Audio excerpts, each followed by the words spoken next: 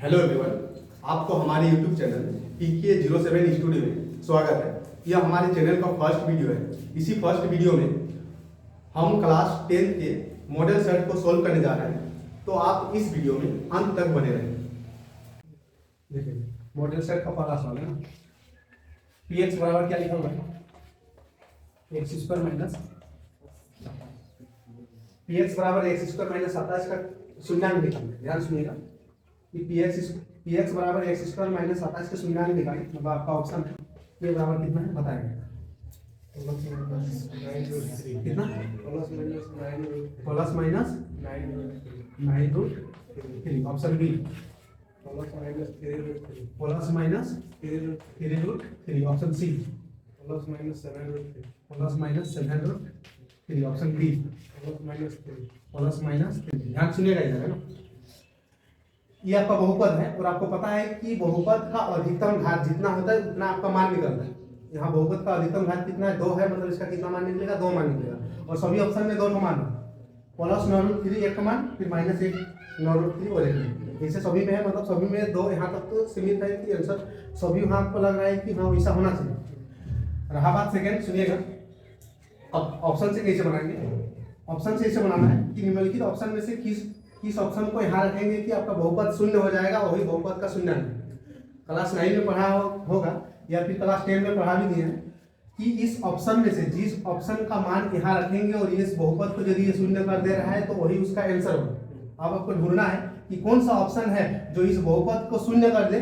समझ में आ रहा, ये वाला मान को यहाँ पे रखने से, कौन वाला मान यहाँ पे रखने से आपका पूरा बहुपद शून्य हो जाएगा, वही है इस बहुपद का शून्य। कौन सा होगा इसके लिए, कौन सा होगा, प्लस माइनस 3√3। समझ में आ रहा, इसलिए इसका उत्तर है क्या ये। अब कैसे होगा, मान लिया कि p पहले वाला लिए क्या 3√3, प्लस वाला लिए तो इसको यहाँ रखेंगे, 3√3 का स्क्वायर करेंगे माइनस 27, ठीक है। 3√3 का स्क्वायर, 3 का स्क्वायर कितना होता है 9 गुना √3 का स्क्वायर कितना 3 माइनस 27, 9 गुना 3 27 माइनस 27, तो 27 माइनस 27।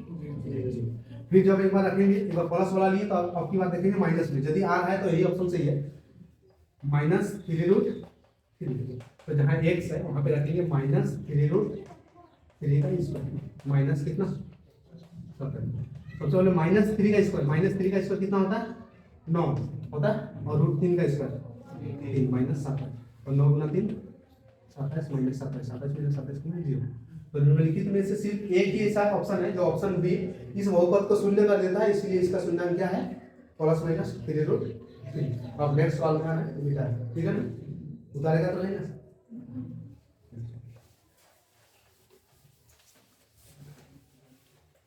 सेकंड, ध्यान से देखो, यदि किसी बहुपद का ग्राफ x अक्ष को 3 बिंदु पर प्रतिच्छेद करता है तो इसमें कितने शून्य होते हैं। सवाल इस है कि ऑप्शन बताएगा, पहला ऑप्शन पहले बता, क्वेश्चन नंबर 2 पहला option 3, second option 2, third option 4, option D 3 से 1, 3 से है। अब ध्यान से कि बोला है कि इसका एक सच हो, और आपको पता है कि एक सच कौन सा है, ये वाला होता है कौन एक सच, ये वाला क्वेश्चन आपको साफ साफ बोल दिया है कि ये जो आपका एक सच को कितना भागों में विभाजित करता है, कई भागों कई बार काटता है 3 बार, मतलब 1 2 3। तो यदि 3 बार काटता है तो आंसर कौन सा होगा 3। तो ये है इसका सही उत्तर 3। नेक्स्ट को बोलने जा रहा है, यहाँ कोई दिक्कत नहीं। कुछ ऐसे सवाल है जो डायरेक्ट ऑप्शन से बनाएंगे ना। 2 परिमेय संख्या के बीच कितनी परिमेय संख्या हो सकती है, पहला ऑप्शन। क्वेश्चन नंबर 3 का ऑप्शन ए 1, ऑप्शन बी कितना कितना 2, ऑप्शन सी कितना 3, ऑप्शन डी अनंत। और देखना ध्यान सुनिएगा, 2 परिमेय संख्या, मान लिया कि 4 परिमेय संख्या है और एक को ले लिए, मान लिया कि हम 5 ही ले लिए, ठीक है ना, 4 और 5। तो 4 और 5 के बीच कितने परिमेय संख्या होगा, ध्यान सुनिएगा। 4 और 5 के बीच एक तो संख्या है 4.1, ये भी परिमेय संख्या है। अब ये परिमेय संख्या क्यों है, क्योंकि इसी को हम क्या लिखेंगे, इसी को हम लिखेंगे 140/10 लिखेंगे। और 140/10 परिमेय संख्या है। परिमेय संख्या कौन कहलाता है? जिसको p बाई क्यू के रूप में लिख सकते हैं। ये होगा। मान लीजिए कि 4.1 के बाद हम ऐसा भी लिख सकते हैं 4.2, तो 4.2 को जब लिखेंगे तो 42/10 लिखेंगे, यानी ये भी है।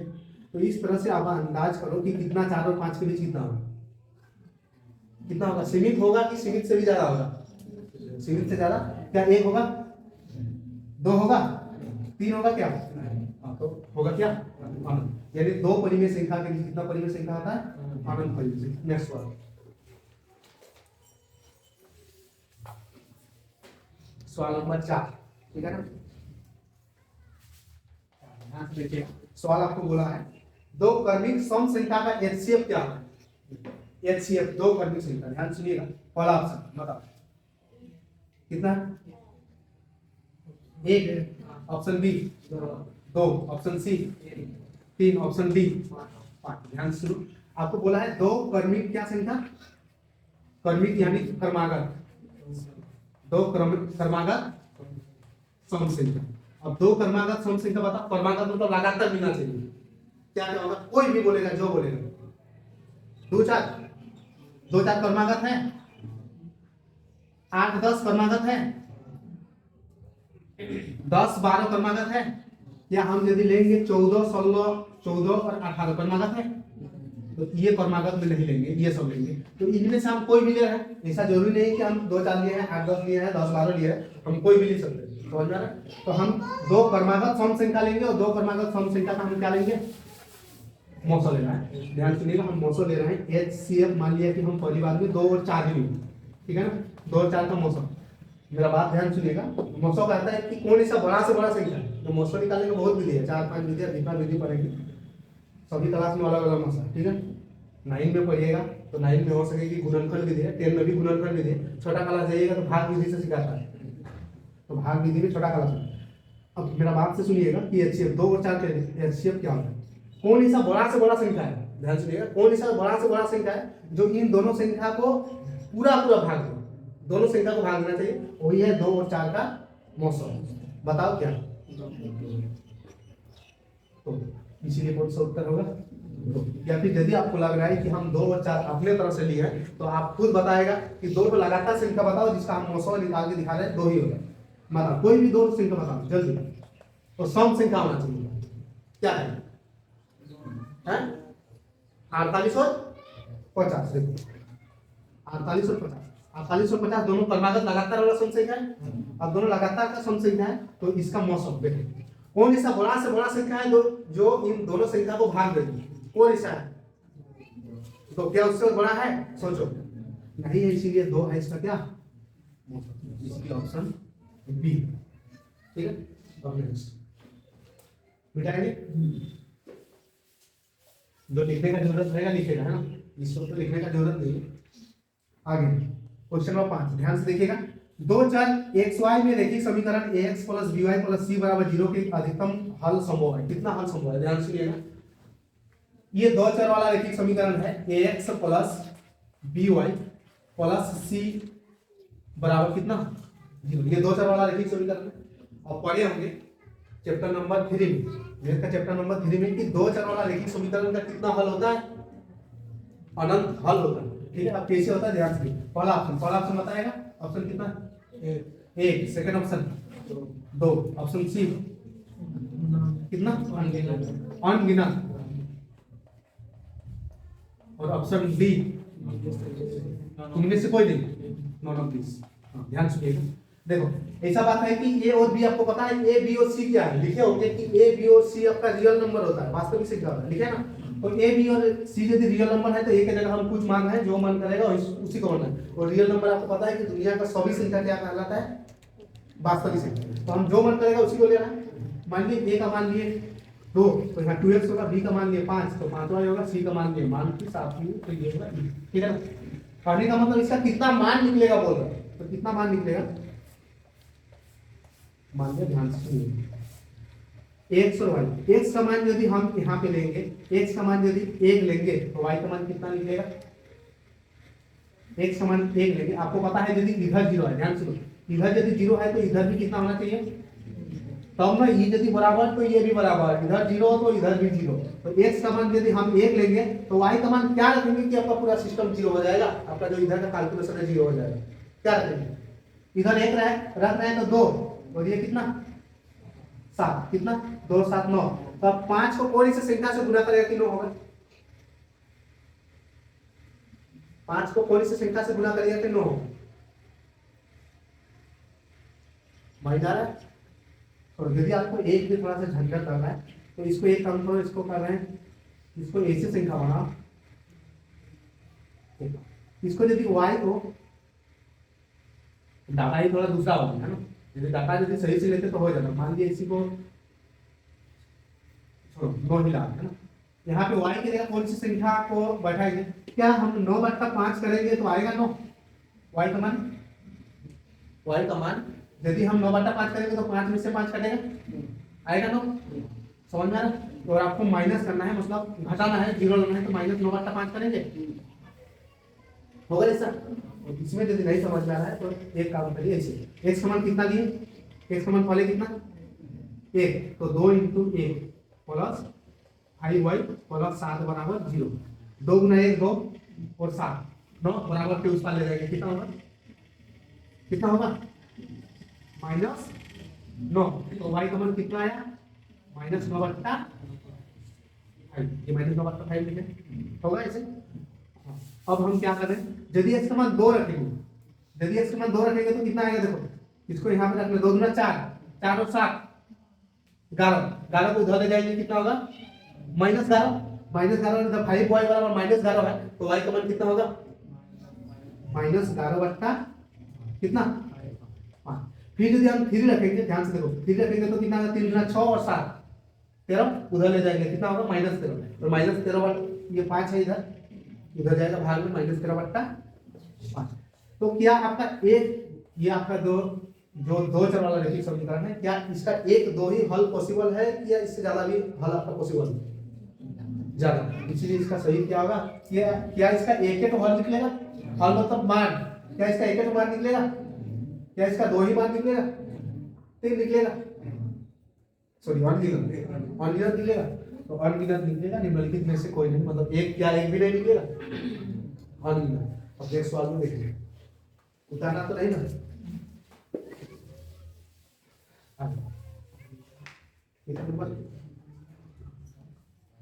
क्वेश्चन नंबर 6, नंबर 6 का ऑप्शन बताएगा,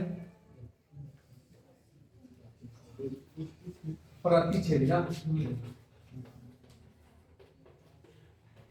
ऑप्शन बी समांतर, ऑप्शन सी ऑप्शन सी संपत्ति है ना, लिखा हुआ ही नहीं है संपत्ति, और ऑप्शन डी क्या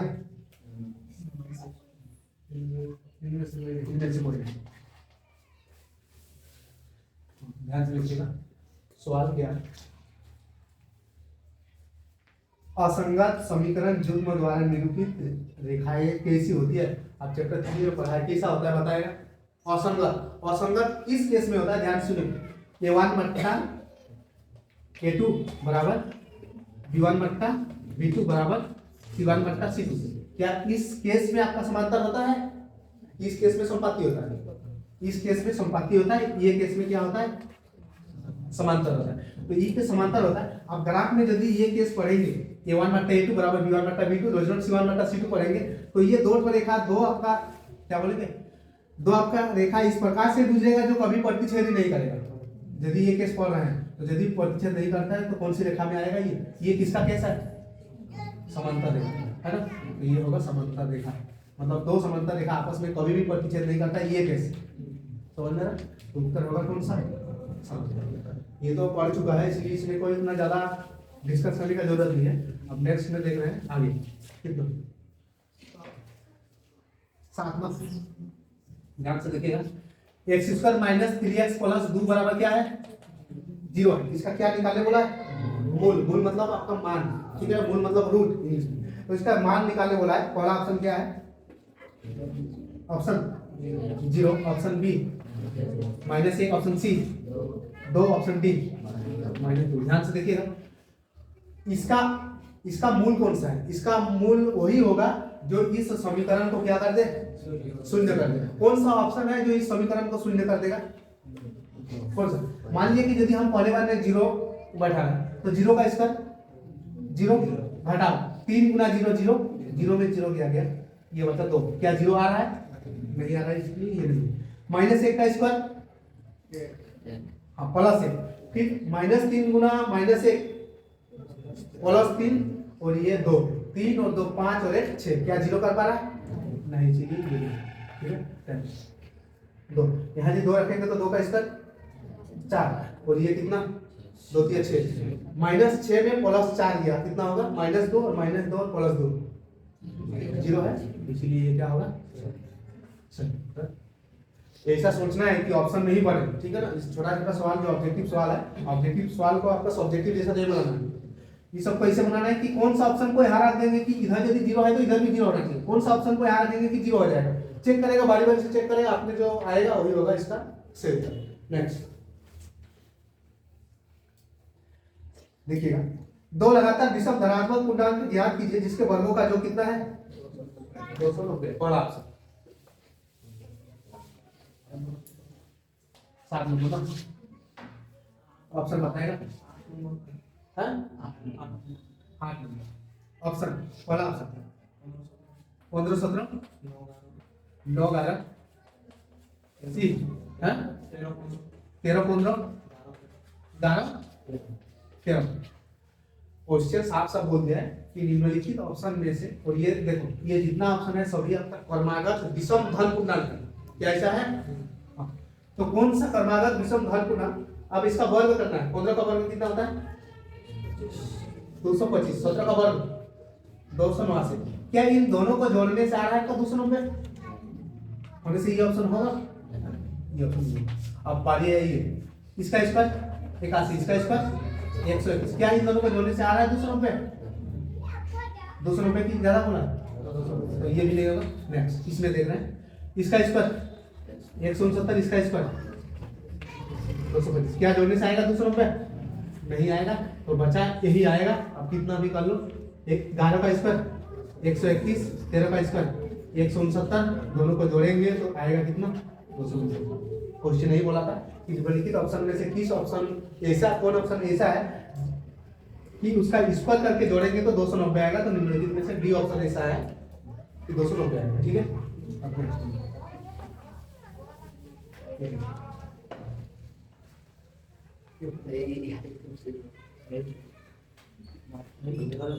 हो गया। ठीक है ना। क्वेश्चन नंबर 9 ना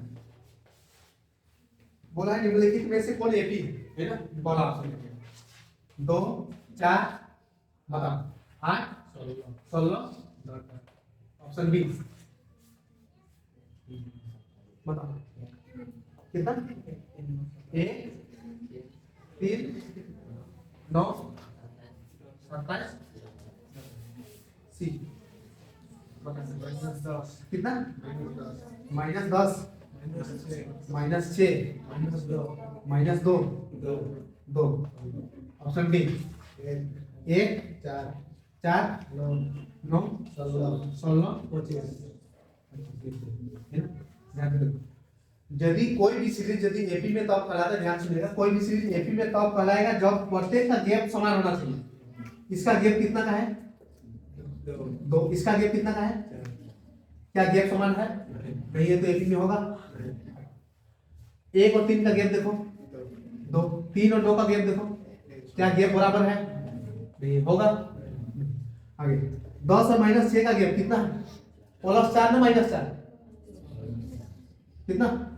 +4। हाँ, इसका और इसका गैप कितना है? +4। इसका और इसका गैप +4, मतलब -2 में +4 को जोड़िएगा +2 प्राप्त होगा, -6 में +4 को जोड़िएगा -2 प्राप्त होगा, -10 में +4 को जोड़िएगा -6 प्राप्त होगा। क्या सभी का गैप समान है? इसीलिए ये ऑप्शन सही है जो एपी। नेक्स्ट नंबर कितना दोस्तों पाएंगे ना, जो लिखने का जरूरत रहेगा उसको लिखना है। ठीक है, 1 4 7 8 के 8वें पद का मान। ध्यान सुनिएगा, एक आपको सीरीज है, क्वेश्चन नंबर कितना 10, 1 4 7 10 ऐसे डॉट डॉट दिया है। आपको कितना पद निकालना है 8वें पद। ध्यान से सुनिएगा, और ये जो आपका सीरीज है, क्या ये सीरीज एपी में है? एपी में है कि नहीं? तो ये सीरीज आपका एपी में है, और इस एपी सीरीज का मतलब ये कौन सा पद है? पहला पद, ये दूसरा पद, ये तीसरा पद, ये चौथा पद। तो ऐसा आपको बोला है कि कौन सा पद 8वां, चौथा के बाद 5वां 6वां 7वां 8वां इस प्रकार से आप चले जाइए। कितना पद निकालना है 18। तो 18 पद को हम क्या लिखते हैं? ए लिखते हैं 8वां पद को, सॉरी ए 18। और ए 18 का फॉर्मूला आपको पता है, ए 18 बराबर क्या होता है? ए प्लस 17। वैसे ना ए का मान देखो, यहाँ से ए का मान कितना 1 प्लस 17 गुना डी का मान। अब डी का मान क्या होता है? डी का मान होता है कि आगे वाला में पीछे वाला को घटा के, मतलब कॉमन डिफरेंस, सार्वंतर। ठीक है, समांतर सीरीज का मतलब जो समांतर श्रेणी का जो सार्वंतर होता है वही क्या कहलाता है? डी कहलाता है। मतलब 4 में 1 गया 3, तो 1 प्लस 17 दिया 51, 51 में 52। आपका ऑप्शन ए, ऑप्शन ए क्या है 50, ऑप्शन बी कितना 45, ऑप्शन सी 52, ऑप्शन डी 35। तो कौन सा होगा? ऑप्शन 52। ठीक है, यहाँ तक कोई रिमाइंडर नहीं ना। नेक्स्ट कितना नंबर? कितना नंबर? 11 नंबर। तो बहुत को देखते देखते पता चल जाता है, इसमें सॉल्यूशन करने की कोई जरूरत नहीं है ना। ऑप्शन 11 नंबर, ऑप्शन ए 2:3 है, ऑप्शन बी क्या है 3:4 है, ऑप्शन सी क्या है 4:3 है, ऑप्शन डी क्या है 9:16। कितना होगा बताएगा? 16 यदि 9 में है तो इसका आंसर क्या होगा 4:3। ये तो सबको जानता है, इसलिए इसका उतना विस्तार से नहीं करना। ठीक है, नेक्स्ट सवाल में देख रहे हैं कितना 12 नंबर। 12 नंबर थोड़ा विस्तार कर रहे हैं, ध्यान से यहाँ सिर्फ देख के जाना। 12 नंबर का पहले ऑप्शन बताएगा, यहाँ देखते जाना है। 12 नंबर का ऑप्शन ए कितना 9 centimetre, option B 4 centimetre, option C 5 centimetre, option D 7 centimetre. ध्यान सुनिए, इधर है ना समचतुर्भुज के विकर्ण कितना है 6 सेंटीमीटर और 8 सेंटीमीटर। ध्यान सुनिएगा, समचतुर्भुज मतलब सभी भुजा क्या बराबर है। ऐसे एक फिगर बनाना है जिसका सभी भुजा बराबर नहीं है, ऐसे भी मान के चलना है। आपको नहीं जैसे लग रहा है तो इसलिए ये जानना है ये कैसा चतुर्भुज है, समचतुर्भुज। अब समचतुर्भुज है लेकिन इसका विकर्ण कौन सा विकर्ण है? ये वाला एक विकर्ण है और ये वाला एक तो विकर्ण है। ठीक है ना, आपको पता है तो यदि नियम बनाए कि समचतुर्भुज का विकर्ण की लंबाई बराबर नहीं होता, समचतुर्भुज के विकर्ण की लंबाई बराबर नहीं होता, तो बराबर नहीं होता है तो ये वाला लंबा तो होगा 8 और इधर वाला तो 6। ठीक है ना, ये वाला कितना है 8 और ये वाला कितना है 6। ध्यान से देखो, हम यहाँ से लिख दे रहे हैं, ये वाला पूरा लंबा कितना है 8 का है ये विकर्ण, और ये वाला जो विकर्ण है यहाँ से ये वाला कितना का है 6। समझ में आ रहा? नियम समचतुर्भुज का नियम कहता है कि समचतुर्भुज का विकर्ण जो है परस्पर दोनों को समद्विभाजित करता है। मतलब दोनों को यदि ये 8 है ना तो समान समान बांटेगा। मतलब यहाँ से यहाँ यदि 8 है तो यहाँ से यहाँ 2 समान समान भागों में डिवाइड करेगा। मतलब ये 8 है तो ये कितना होगा 4, ये भी कितना होगा 4। ये यदि 6 है तो ये कितना होगा 3, ये कितना होगा 3। अब ध्यान सुनिएगा, ये जो समचतुर्भुज होता है समचतुर्भुज का विकर्ण समकोण पर समद्विभाजित करता है। किताब लिखता है मतलब ये 90 डिग्री एंगल बनाता है। समझ में आ रहा है? और 90 डिग्री यदि एंगल बनाता है, यदि कोई भी त्रिभुज यदि 90 डिग्री करके एंगल बनाता है, ध्यान सुनिएगा, तो वो कैसा त्रिभुज कहलाता है समकोण त्रिभुज। और समकोण त्रिभुज में एक तो भुजा दिया है 4 और एक तो भुजा दिया है 3, तो नेक्स्ट भुजा कितना होगा 5। ट्रिपलेट पढ़ा है ना। आप कैसे, अब ये वाला क्या है पता कैसे चला? ये वाला लंब है, आधार है कि कर्ण है? कर्ण है। कैसे पता चला? ध्यान से देखिएगा, मतलब ये वाला समकोण त्रिभुज है ना। तो जो समकोण पर देखो यहाँ 90 डिग्री बना है, 90 डिग्री पर बना दोनों आधार क्या कहलाता है? ये जो दोनों आधार है एक क्या कहलाएगा आधार, तो एक लंब कहलाएगा। लेकिन इसके ऑपोजिट समकोण के ऑपोजिट बना जो आपका भुजा क्या कहलाता है? हमेशा कर्ण निकालना है। तो ये समकोण है, समकोण का अपोजिट भुजा ये है, तो समकोण का अपोजिट भुजा क्या है? कर्ण है। तो 3 और 4, हाँ मान लिया कि यदि ये आपका लंब है तो ये क्या होगा? आधार। यदि ये लंब है तो ये आधार। तो लंब और आधार का ट्रिपलेट यानी 3 और 4 का ट्रिपलेट कितना होता है? 5। फिर देखो ये 3 और 4 का ट्रिपलेट 5, फिर ये 3 और 4 का ट्रिपलेट 5, फिर 3 और 4 का ट्रिपलेट 5। समझ आ रहा है? तो क्या बोला है? समचतुर्भुज की प्रत्येक भुजा का मान कितना है?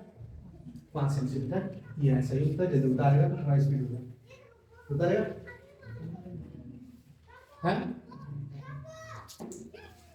अब ऐसी भी उतार नहीं, मोबाइल पे चल रहा है ऐसे बात नहीं, उतारना है तो उतारना। तो जाके घर में वहाँ वीडियो उपलब्ध है,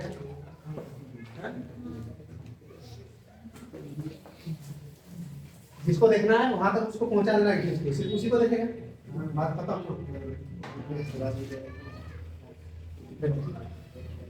कितना नंबर सवाल? 2h।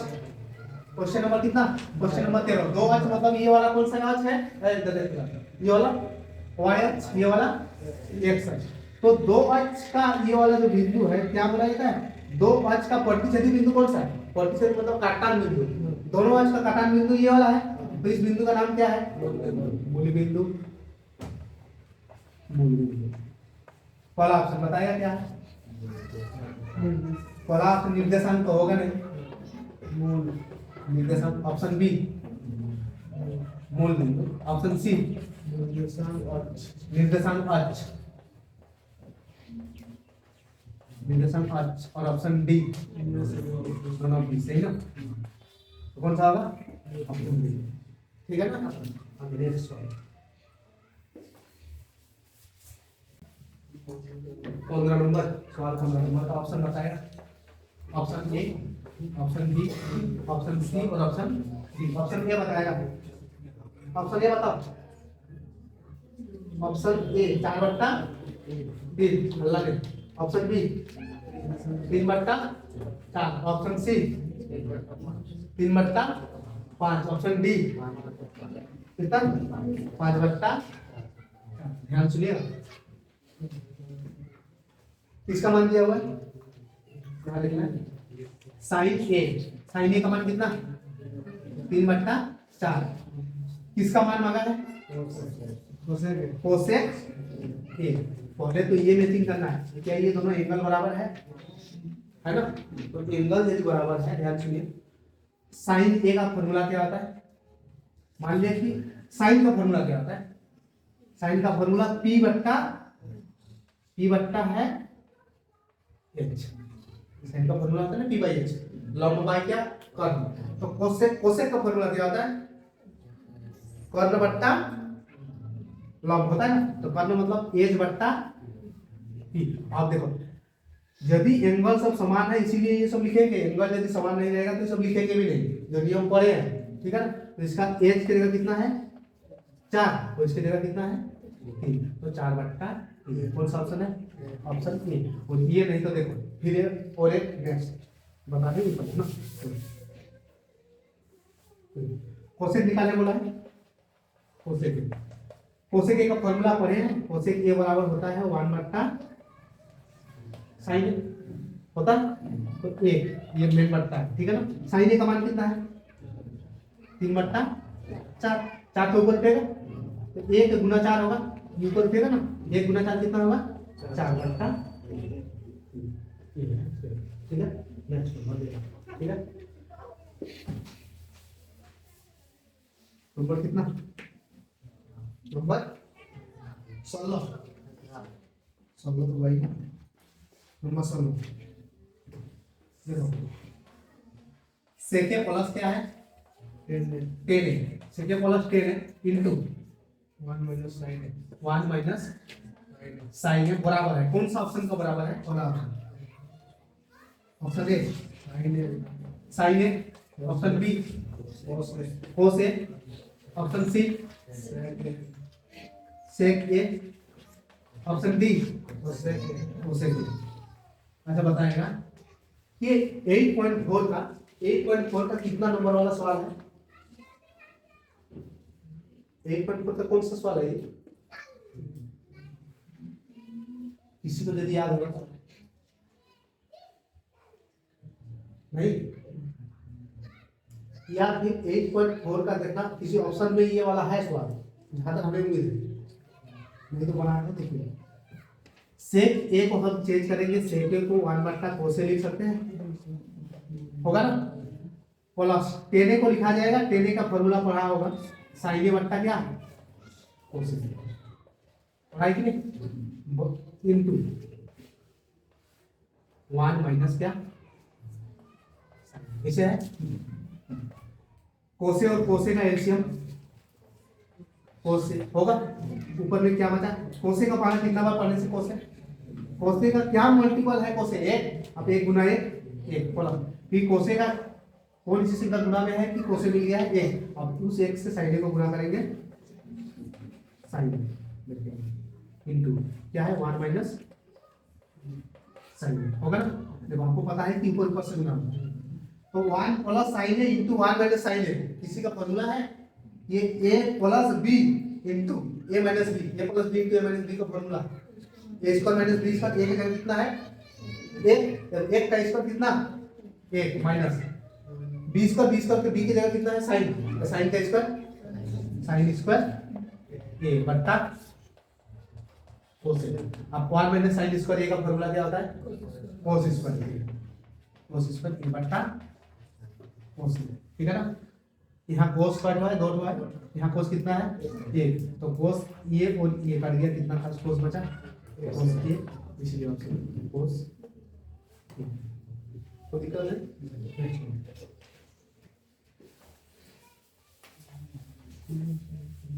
कितना नंबर सवाल, चौथा नंबर सवाल, ऑप्शन ए बी सी और ये डी, ऑप्शन बताएगा 90 डिग्री 60 डिग्री 45 डिग्री 30 डिग्री। आप ध्यान सुनिएगा है ना। 10a बराबर क्या है, 10a बराबर √3, कौन सा मांगा है, एंगल ए का मान मांगा है, ध्यान सुनिएगा, कौन ऑप्शन को ए की जगह रखेंगे कि √3 मान निकालेगा, मतलब 10 कितना डिग्री, ए की जगह कितना डिग्री बैठाएंगे कि √3 निकलेगा, कितना डिग्री 90 डिग्री, 10 90 डिग्री का मान कितना होता है, 10 0 डिग्री का मान कितना होता है, 10 0 डिग्री का मान 0, राइट, 90 डिग्री का मान होता है अपरिभाषिक, 10 60 डिग्री का मान √3, यानी इधर √3 है तो इधर भी √3 करना है, तो ए की जगह कितना डिग्री बैठाएंगे कि √3 होगा 60 डिग्री, एरिया लिखकर 45 डिग्री में तो निकलेगा 1 होता है, 30 डिग्री का मान 1/√3 है, समझ में आ रहा। क्वेश्चन नंबर कितना 18 ध्यान सुनिएगा, जब किसी सीधे खड़े खंभा, देखिएगा ये खंभा एकदम सीधा खड़ा है, ये पोल है एकदम खड़ा है, सीधा खड़ा है, अब क्या बोला इसका छाया कैसे होगा, इधर नीचे होगा ना, और क्या बोला है ये खंभा का ऊंचाई जितना है ना उतना ही ये आपका छाया को उतना ही लंबाई का है, कहने का मतलब दोनों क्या है बराबर, तो दोनों बराबर है। और आपका सवाल क्या बोला है, तो सूर्य का उन्नयन कोण, माना कि सूर्य यदि ऊपर में है तो सूर्य का उन्नयन कोण मतलब ये वाला कोण मांगा है, कितना डिग्री होगा, समान है, मतलब ये यदि 1 यूनिट का है, माना कि 1 यूनिट, यदि 5 मानेंगे तो से भी आएगा, 4 मानेंगे तो से भी आएगा, 6 मानेंगे, आप जितना मानेंगे उन्हें से भी सेम आंसर आएगा। ये यदि 1 है, ये आपका पोल है, तो ये क्या है आपका शेडो है, छाया है, ठीक है ना। ये यदि 1 है तो ये कितना है 1 है, और आपको ये वाला डिग्री बताया कितना डिग्री का कौन बन रहा है बोल, समझ में आ रहा है। ये यदि 1 है तो ये भी कितना है 1, तो ये क्या इसका और इसका संबंध किससे होता है, कौन सा फंक्शन से इसका और इसका संबंध, ये लंब है और ये आधार है, लंब और आधार का संबंध 10, और ये 10, आपको तो एंगल का मान नहीं पता, तो मानो एंगल का नहीं पता तो थीटा, तो ये 10 थीटा बराबर क्या होगा, लंब बट्टा आधार मतलब 1/1, देखो 1/1 का मतलब 1, और इधर है 10 थीटा, यानी थीटा की जगह कौन सा वैल्यू बैठाएंगे जो 1 हो जाएगा, उधर 1 है तो इधर भी 1 हो जाएगा, कितना डिग्री में 45 डिग्री। पहला ऑप्शन कितना था, पहला ऑप्शन कितना 30 degree, option B 45, option C 60, option D,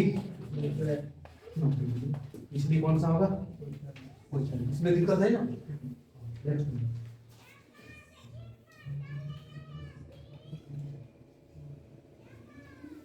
और द्विभुज का कोण कितने डिग्री का होता है, ध्यान से देखिएगा, लिखाएंगे।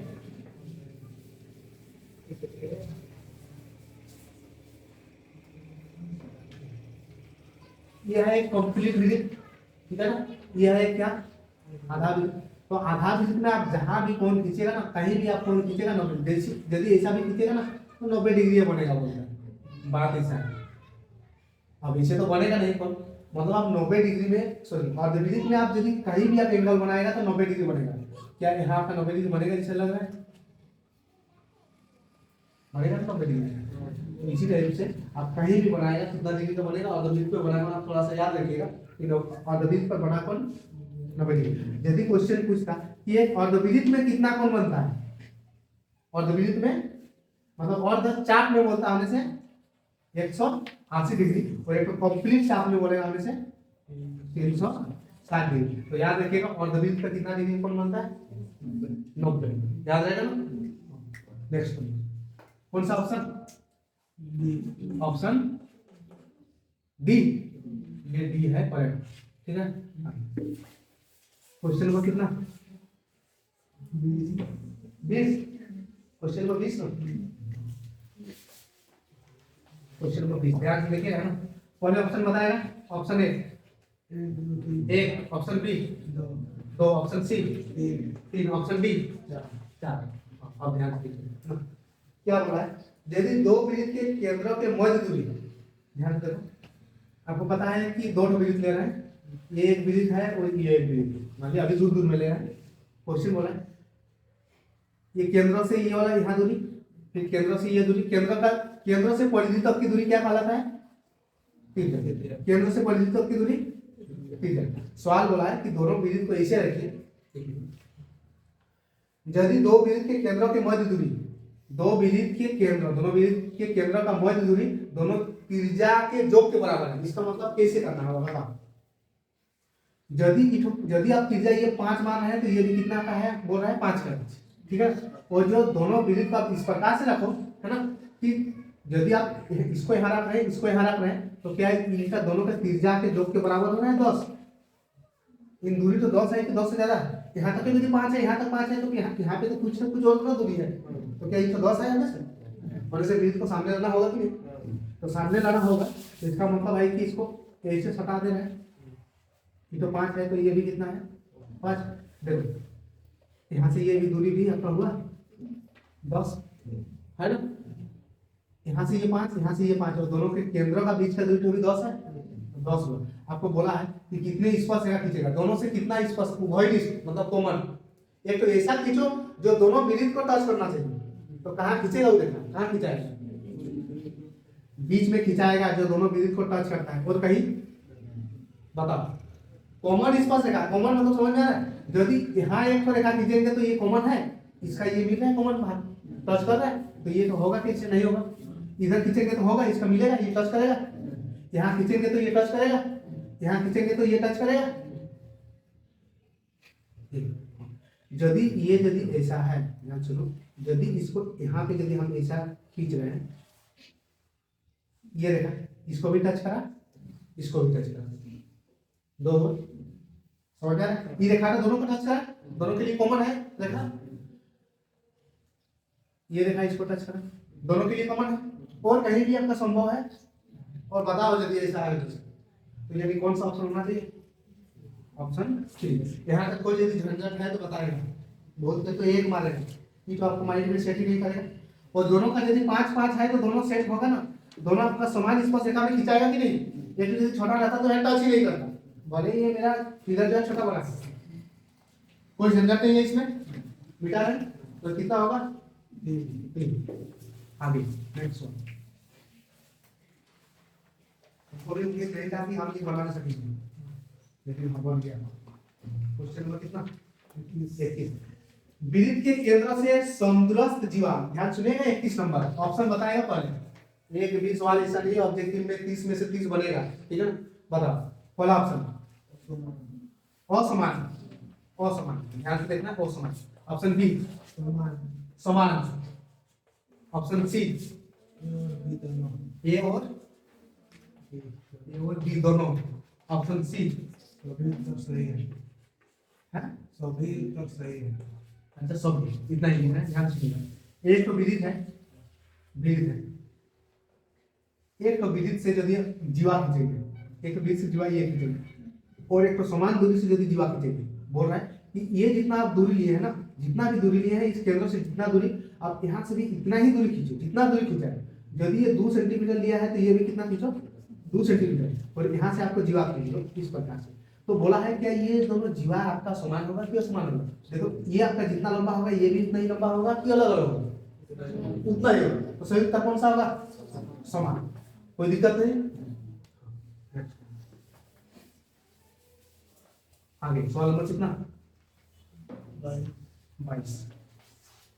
22 नंबर क्या है? दो गोले का आयतन का अनुपात है, ध्यान से सुनिएगा, है ना। दो तो गोला है, गोला मतलब क्या? गोला मतलब विदित नहीं, फुटबॉल जैसा। आयतन मतलब समझ में आता है कितना वहां पे चीज आपका एडजस्ट हो रहा है, मतलब कितना पानी भरा हुआ है ये। तो दो गोला का आयतन कितना है? 8:27 में। समझ में आ रहा है? दो गोला का ये आयतन का अनुपात है, ध्यान सुनिएगा। तो मान लिया कि एक गोला का आयतन यदि v1 है तो दूसरा क्या है? v2 है, और इन दोनों का अनुपात, ध्यान सुनिएगा। वॉल्यूम ये आयतन, एक गोला का आयतन यदि v1 है तो दूसरा का v2 है, और एक गोला का आयतन तो दिया है, एक का 8 है और एक का कितना है? 27 है। तो क्या आपको अनुभव हो रहा है? एक का आयतन यदि 27 है और एक का यदि आयतन आपका 8 है और एक का आयतन यदि 27 है, तो दोनों का त्रिज्या अलग अलग होगा कि दोनों का त्रिज्या समान होगा? अलग अलग होगा। समझ में आ रहा है? क्योंकि आयतन अलग अलग है तो त्रिज्या तो अलग अलग होगा ही। तो मान लिया इसके लिए इसका आयतन क्या होगा? गोले का आयतन 4/3 पाई r क्यूब, ठीक है। ये यदि 1 लिया है तो इसको भी क्या लेंगे? 1। अनुपात, अनुपात मतलब होता है बांटना, ठीक है। इसके लिए क्या होगा? 4/3 पाई r क्यूब, लेकिन ये 2 है तो इसको 2। समझ में आ रहा है? ये दोनों चीज आपका बट्टा में है, ठीक है ना। कितना बट्टा? इतना। इस प्रकार से कहने का मतलब 4/3 पाई r1 का क्यूब बट्टा 4/3 पाई r2 का क्यूब, ठीक है। और इसके जगह जो है ये इसका मान ये है ना, तो इसको मिला रहे हैं। ये 8:7 में है, इसको अब इसी को बट्टा में लिख दिया है। क्या है? 8/7। ये है, ये और ये कटेगा, पाई से पाई कैंसिल आउट होगा, क्या बचा? 8/7 बराबर r1 का क्यूब बट्टा r2 का क्यूब। दोनों में क्यूब लगा देंगे, चलेगा। ऐसे लिखेंगे तो चलेगा। r1 बट्टा r2 इसका क्यूब होगा, और 28 बट्टा कितना? आपको बोला है कि त्रिज्या का अनुपात, ठीक है ना। ये क्यूब यदि इधर आएगा तो क्या होगा? क्यूब रूट होगा, बराबर 30 पर से क्यूब रूट। तो 28/27 इसका क्या लगाएंगे? Cube root, cube root. तो क्या निकलेगा? r1 बट्टा r2। 8 का क्यूब रूट कितना होता है? 2। 27 का क्यूब रूट 3 बराबर r1 बट्टा r2। यदि इसी को यदि अनुपात में लिखेंगे तो 2:3 बराबर r1 अनुपात r2। यदि r1 और r2 का अनुपात कितना है? 2:3। पहला ऑप्शन बताओ क्या था?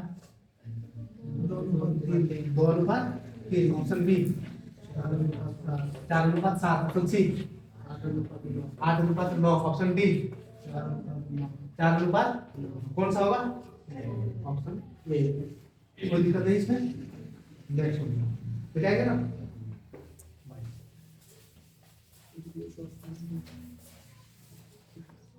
तेईस सवाल ना, 23 सवाल देखिएगा ना।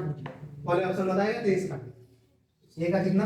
Option A 6 centimetre, option B 8 centimetre, option C 12 centimetre, option D 10 centimetre. ध्यान से देखिए, ठीक है। क्या बोला है? किसी गोले का वक्र पृष्ठीय क्षेत्रफल कितना है? कितना? 144। ध्यान से देखिएगा। गोले का वक्र पृष्ठ क्षेत्रफल बोले चाहे कुल पृष्ठ क्षेत्रफल, आपको बोलेंगे कि गोले का वक्र पृष्ठ क्षेत्रफल पढ़े ही नहीं, बात ऐसा नहीं है कि गोले का वक्र पृष्ठ क्षेत्रफल बोले चाहे गोले का कुल पृष्ठ क्षेत्रफल बोले चाहे गोले का संपूर्ण पृष्ठ क्षेत्रफल बोले, क्या होता है फॉर्मूला, क्या होता है, जल्दी बताओ, जल्दी बताना है। गोले का वक्र पृष्ठ क्षेत्रफल क्या होता है, 4 पाई होता है ना, 4 पाई है ना। आप देखो गोले का वक्र पृष्ठ क्षेत्रफल की जगह ही आपको मान दिया हुआ है, कितना है 144 बराबर 4 पाई r स्क्वायर। आपको त्रिज्या निकालने बोला होगा क्वेश्चन में,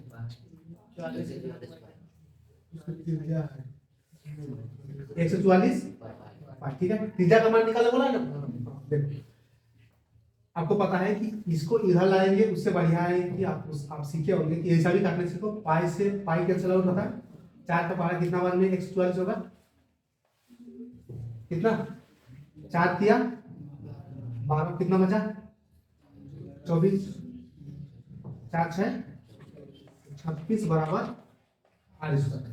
इसको इधर आएगा तो क्या होगा, इसका रूट होगा, ये 36 का रूट बराबर 8, 36 का रूट कितना होता है 6, बाहर का मान कितना आया 6 सेंटीमीटर, कौन सा, ठीक है। आगे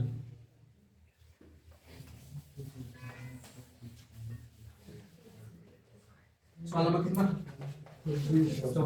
24 क्या है, एक सिक्के को उछालने पर चीज आने की प्रायिकता, ध्यान सुनिएगा।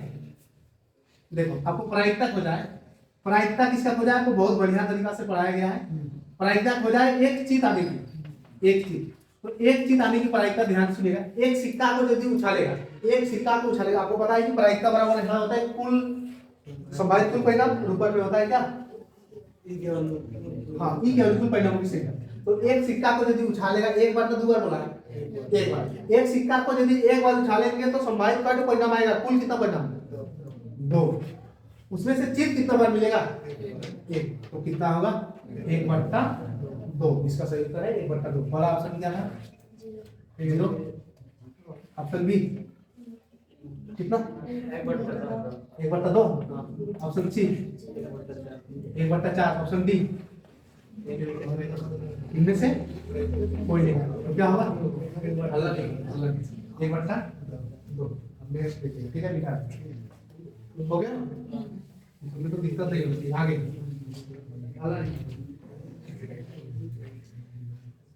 एक पासे को उछाला जाता है तो 100 माने की प्रायिकता, ध्यान सुनिए। देखो प्रायिकता निकालेंगे, कितना नंबर सवाल 5 नंबर, ध्यान देखना चुपचाप है ना।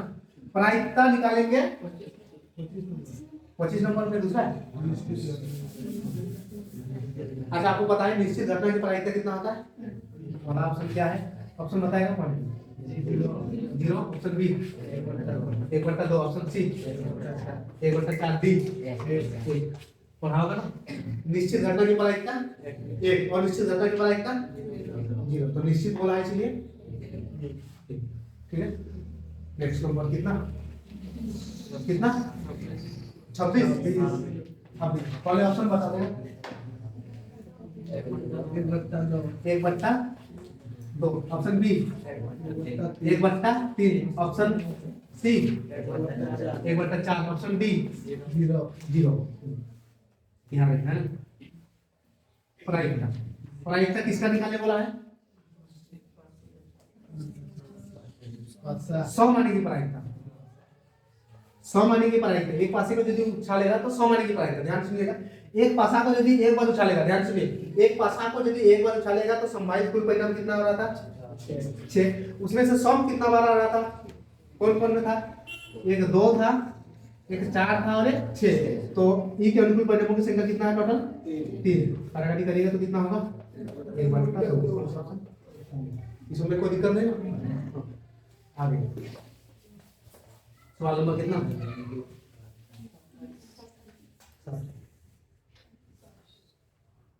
27 ना,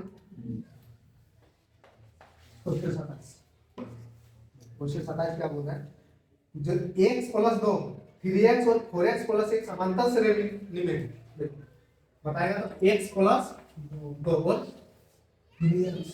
3x और 4x + 1 ये जो किसमें है मतलब एपी में है, मतलब ये जो आपका चीज है एपी में है। तो ये जो आपका चीज एपी में कब होता है, ध्यान सुनिए, ये चीज आपका एपी में तब होगा जब आपका गैप क्या होना चाहिए, समान होना चाहिए। तो आपका ऑप्शन तो दिया हुआ है ना, पहला ऑप्शन बताएगा,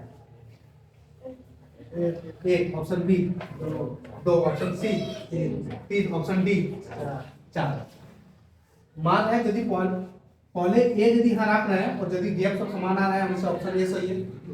ए ना, देखो ए में यदि रखेंगे, ये यहाँ यदि एक रखेंगे तो क्या होगा, तीन, एक रखेंगे होने से कितना होगा, 5। तो क्या गैप समान है, मतलब आपका ऑप्शन एक आपका एपी पे दिलाएगा, सीरीज को एपी में कर पाएगा नहीं, इसलिए ये नहीं, समझ आ रहा है। ऑप्शन बी, दो रख के देख रहे हैं, 2 और 2 4, 2 तिया 6, 8 और 9, गैप समान है, इसका गैप 2, इसका गैप 3, एपी में है ये नहीं है, तो ये आपका दिलाएगा ऑप्शन सी।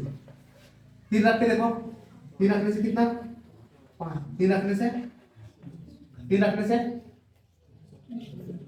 13, ये एपी में हो रहा है 3, ऑप्शन सी वाला में एपी में हो रहा है, तो इसीलिए ये ऑप्शन सी।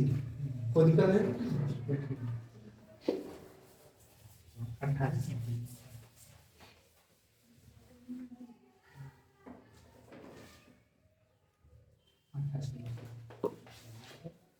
में क्या बोला है, 6 8 9 एक्स और किसका 13 का मान, और किसका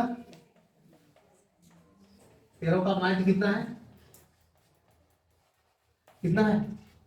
10। हमारे मतलब होता है औसत। आप ध्यान से काटने का मतलब ये ऐसा है कि 6 plus 8 plus 9 plus x plus 13, मान मतलब क्या होता है, कुल संख्या का योग बट्टा क्या होता है, टोटल कितना नंबर है इसको नीचे लिखा जाएगा। तो टोटल कितना नंबर है,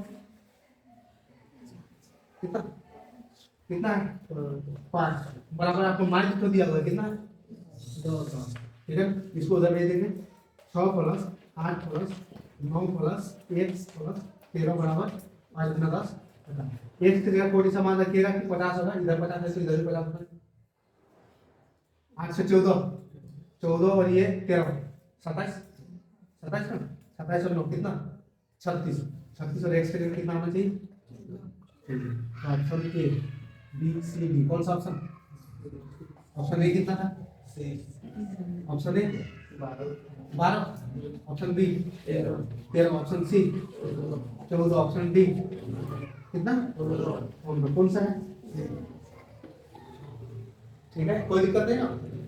मैथ ऐसा ध्यान सुनिएगा, मैथ का फॉर्मूला क्या होता है, मैथ का फॉर्मूला होता है कि सभी को जोड़ो बट्टा टोटल कितना है बराबर मैथ, तो मैथ की जगह कितना दे दिया, 10 दिया, तो उसकी जगह 10 दिया, कोई दिक्कत नहीं ना। आगे नेक्स्ट नंबर कितना नंबर 29, बहुलक यहाँ पर रहेगा 2, 29 नंबर 29, 2 है कितना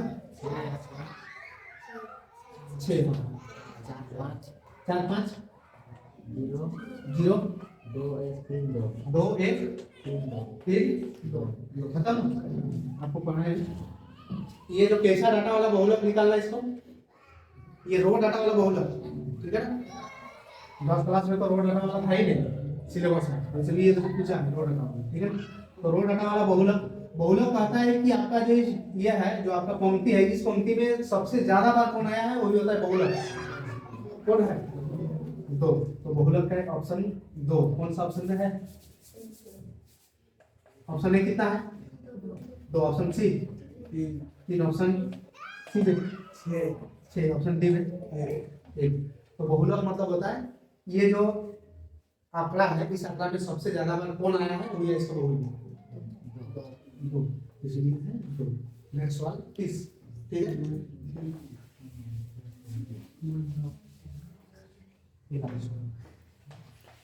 तीस सवाल माध्यिका निकाले बोला ना, बताएगा पंक्ति वाला आंकड़ा कितना है 12, 8 7 12 15 10 9 11 है ना। तो इसको माध्यिका निकालना पड़ेगा, ठीक है। तो सबसे पहले माध्यिका निकालने के लिए हम क्या करते हैं, ये जो आपका है, ये जो आंकड़ा है इसको कैसे लिखते हैं, आरोही क्रम में लिख लेते हैं। कौन सा क्रम, आरोही क्रम। क्या होगा, सबसे छोटा कौन है 7, उसके बाद 8, उसके बाद 9 10 11 12 15 हो गया ना। तो इसका माध्यिका देखिए कौन सा होगा 10, यही है। और यदि ऐसा दो मिलता तो दोनों को जोड़ के आधा कर देना है, याद है ना। यदि ऐसा में टोटल है कितना है 3 और 3 6 और एक साथ, यदि 8 रहता तो क्या करते हैं 3 3 लेते हैं और दोनों को यहाँ दो होने से बचता, तो दोनों को जोड़ के क्या करते हैं आधा करते हैं, वही होता है इसका माध्यिका। तो ये है इसका माध्यिका ऑप्शन, ठीक है। और इतना आसान तो आपको साइंस में है नहीं, ठीक है ना। साइंस का सवाल देखने से पता चलता है बुखार आ जाएगा, ठीक है। तो ये हो गया।